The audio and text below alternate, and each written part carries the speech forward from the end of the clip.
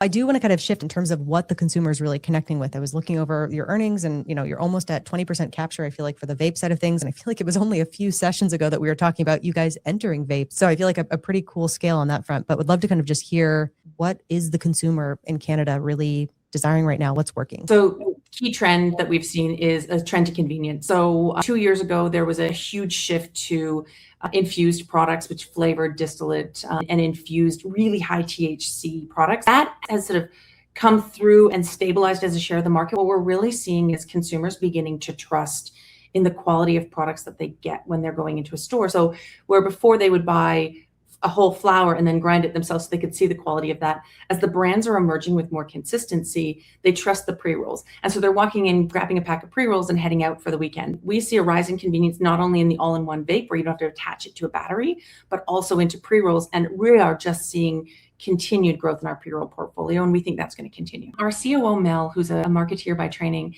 gave me a great example on how consumers shift and how they move along from thinking that we're going to always go towards convenience.